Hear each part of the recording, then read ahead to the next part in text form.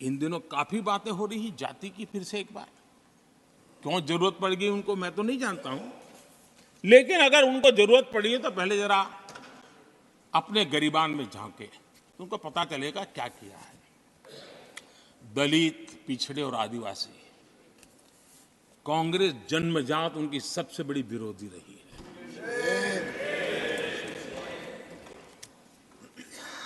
और मैं तो कभी कभी सोचता हूं अगर बाबा साहब न होते ना तो शायद कि एससी एसटी को आरक्षण मिलता कि नहीं मिलता, ये भी मेरे मन में सवाल उठता है। आदरणीय सभापति जी, और मैं ये कह रहा हूं, इसके पीछे मेरे पास प्रमाण है। इनकी सोच आज से नहीं, उस समय से ऐसी है, मेरे पास प्रमाण। और मैं प्रमाण के सिवाय मैं यहां कहने के लिए नहीं आया। आदरणीय सभापति जी, और जब बातें वहां से उठी हैं तो फिर तैयारी रखनी चाहिए उनको। मेरा परिचय तो हो चुका है, 10 साल हो गए।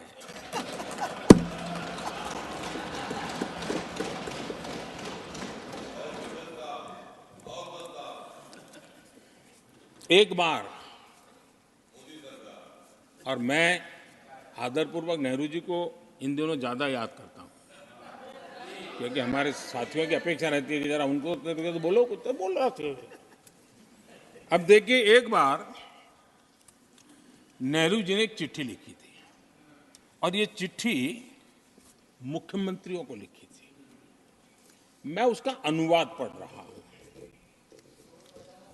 उन्होंने लिखा था, ये देश के प्रधानमंत्री पंडित नेहरू जी द्वारा उस समय के देश के मुख्यमंत्रियों को लिखी गई चिट्ठी है, ऑन रिकॉर्ड है। मैं अनुवाद पढ़ता हूं। मैं किसी भी आरक्षण को पसंद नहीं करता, और खासकर नौकरी में आरक्षण तो कतई नहीं। मैं ऐसे किसी भी कदम के खिलाफ हूं जो अकुशलता को बढ़ावा दे, जो दोयम दर्जे की तरफ ले जाए। ये पंडित नेहरू ने मुख्यमंत्रियों को लिखी हुई चिट्ठी है। और तब जाकर के मैं कहता हूं, ये जन्मजात इसके विरोधी है। नेहरू जी कहते थे, अगर एससी, एसटी, ओबीसी को नौकरियों में आरक्षण मिला तो सरकारी काम का स्तर गिर जाएगा। और आज जो आंकड़े गिनाते हैं ना कि इतने यहां है, इतने यहां है, उसका मूल यहां है, क्योंकि उस समय उन्होंने रोक दिया था, रिक्रूटमेंट ही मत करो। अगर उस समय सरकार में भर्ती हुई होती और वो प्रमोशन करते करते आगे बढ़ते तो आज यहां पर पहुंचते। सभापति जी, ये कोर्ट में पढ़ रहा हूं, आप वेरीफाई कर सकते हैं। मैं पंडित नेहरू का कोट पढ़ रहा हूं।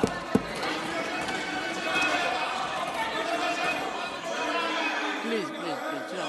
और आदरणीय सभापति जी, leader of opposition was heard in rapt attention. Are you setting this example? Leader of opposition, आदरणीय सभापति जी, please sit down, sit down. आप तो जानते हैं नेहरू जी ने जो कहा वो कांग्रेस के लिए हमेशा से पत्थर की लकीर होता है। नेहरू जी ने कहा मतलब पत्थर की लकीर उनके लिए। दिखावे के लिए आप कुछ भी कहें, लेकिन आपकी सोच ऐसे कई उदाहरणों से सिद्ध होती है। मैं अनगिनत उदाहरण रख सकता हूं, लेकिन मैं एक उदाहरण जरूर देना चाहता हूं, और वह उदाहरण मैं जम्मू कश्मीर का देना चाहता हूं। कांग्रेस ने जम्मू कश्मीर के एससी, एसटी, ओबीसी को 7 दशकों तक उनके अधिकारों से वंचित रखा।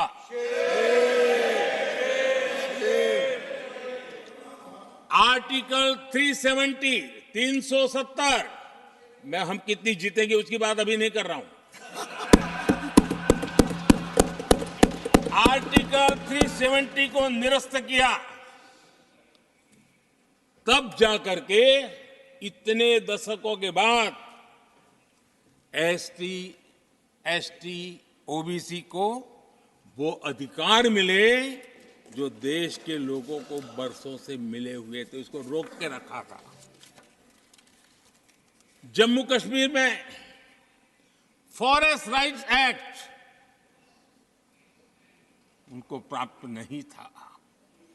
जम्मू कश्मीर में प्रिवेंशन ऑफ एट्रोसिटी एक्ट नहीं था। ये हमने 370 हटाकर ये अधिकार उनको दिए।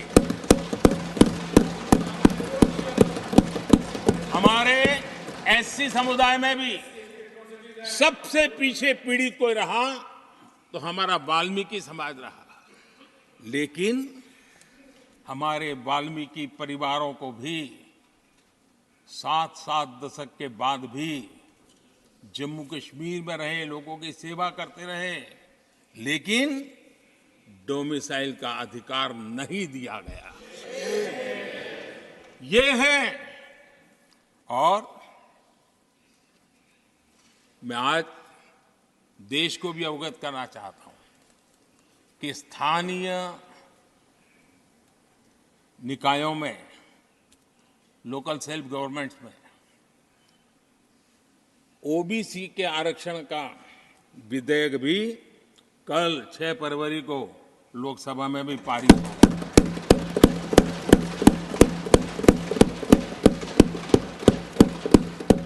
आदरणीय सभापति जी, एससी, एसटी, ओबीसी उनको बड़ी भागीदारी लेने में कांग्रेस और साथियों को हमेशा परेशानी रही है। बाबा साहब की राजनीति को, बाबा साहब के विचारों को खत्म करने के लिए कोई कसर उन्होंने छोड़ी नहीं है। वक्तव्य अवेलेबल है, चुनाव में क्या क्या बोला गया है वो भी अवेलेबल है। इनको भारत रत्न भी देने की तैयारी नहीं थी, वो भी भाजपा के समर्थन से और सरकार बनी, तब बाबा साहब को भारत रत्न। इतना ही नहीं, सीताराम केसरी अति पिछड़ी जाति से कांग्रेस पार्टी के अध्यक्ष उठा करके फुटपाथ पर फेंक दिया गया। ओबीसी, वो वीडियो अवेलेबल है, वो देश ने देखा सीताराम केसरी के साथ क्या हुआ। और आदरणीय सभापति जी, इनके एक मार्गदर्शक अमेरिका में बैठे। सभापति जी, इनके एक मार्गदर्शक अमेरिका में बैठे। Sir, only the address will go on record. जो Only address, no. पिछले चुनाव में हुआ तो हुआ के लिए फेमस हो गए थे और कांग्रेस इस परिवार के काफी करीबी है। उन्होंने अभी संविधान निर्माता बाबा साहब आम्बेडकर के उनके योगदान को छोटा करने का भरपूर प्रयास किया।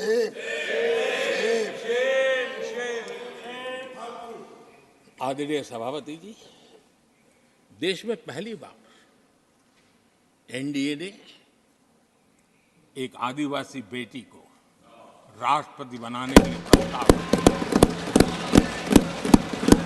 उनको उम्मीदवार बनाया।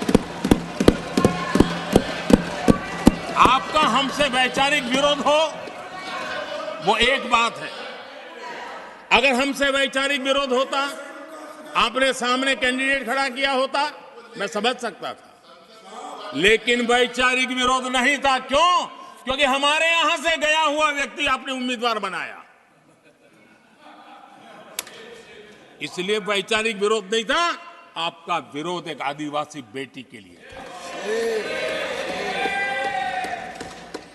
और इसलिए आपने, और ये जब सांगमा जी चुनाव लड़ रहे, वो भी एक आदिवासी थे, नॉर्थ ईस्ट के, उनके साथ भी यही किया गया था।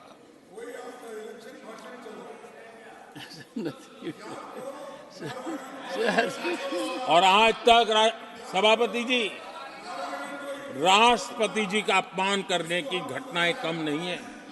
पहली बार इस देश में हुआ है। उनके जिम्मेवार लोगों के मुंह से ऐसी ऐसी बातें निकली है, शर्म से माथा झुक जाए। राष्ट्रपति के लिए ऐसी भाषा बोली गई है, मन में जो कसक पड़ी है ना, वो कहीं न कहीं इस प्रकार से निकलते रहती है। एनडीए के अंदर हमने 10 साल काम करने का मौका मिला। हमने पहले दलित को और अब आदिवासी को, हमने हमेशा, हमारी प्राथमिकता क्या है, सब परिचय दिया है। आदरणीय सभापति जी, जब हम हमारी सरकार के परफॉर्मेंस की बात करता हूं, एनडीए की जो गरीब कल्याण की नीतियों की बातें करता हूं, थोड़ा सा अगर उस समाज को निकट से जानते हो, आखिर कौन समाज है लाभार्थी, कौन लोग,